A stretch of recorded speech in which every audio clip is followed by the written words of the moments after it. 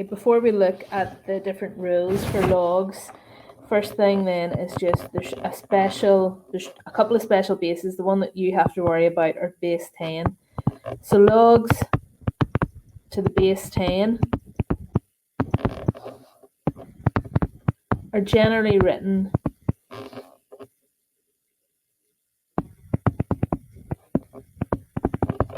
without a base.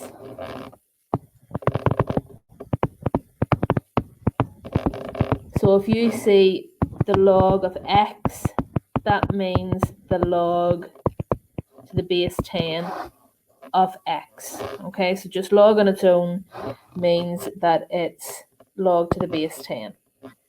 Okay, so our rules, so we've got 3 rules. So our first one, and these are really similar to your rules for indices. The log of AB is the log of A plus the log of B. So remember in indices, when we multiply, we add, so it's the same thing. And the log of A over B equals the log of A minus the log of B. And our third one, the log of A to the power of n is n log A. So you need to know these 3 rules.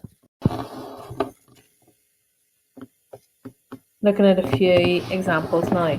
So write the following in terms of x, y, and z, where x is the log of A, y is the log of B, and z is the log of C.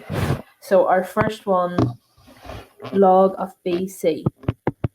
So we use our rule, when they're multiplied, we write them as the log of B plus the log of C.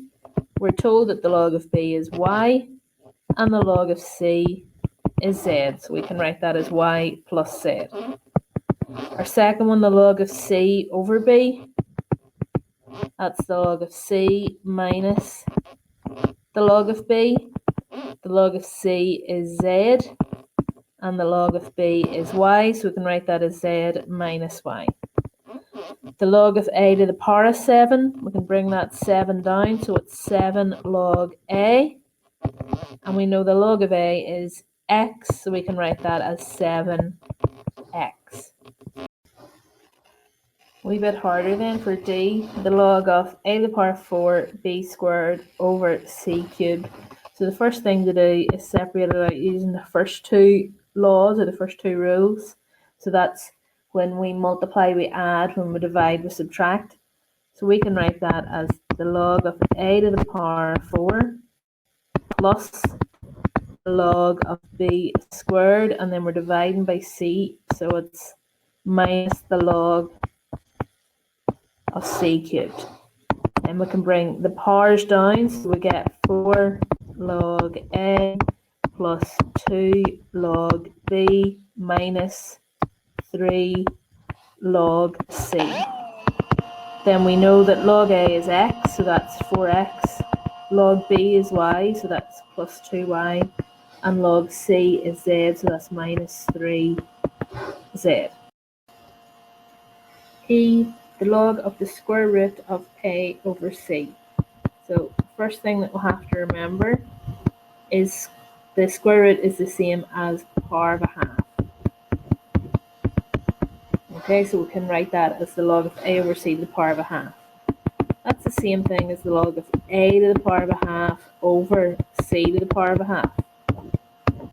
So we can write that as the log of A to the power of a half minus the log of C to the power of a half, because we're dividing. Bring the halves down, so we get a half log A minus a half log C. We know that log A is x, and we know that log C is z, so it's a half x minus a half z. Our last one then, the log of the cube root of A squared B over C cubed. So in the last one, the square root is the same as power of a half, so cube root is the same as power of a third.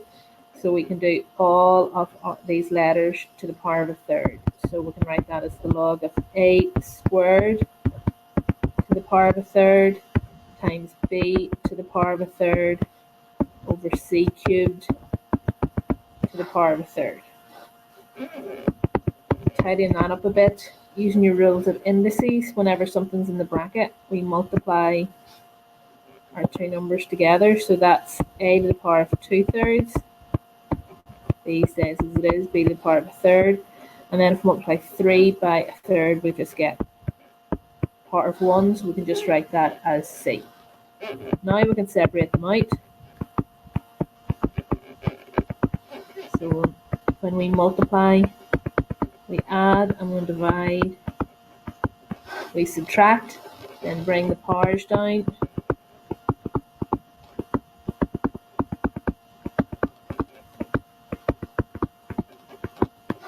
And then we know that log A is x, log B is y, and log C is z.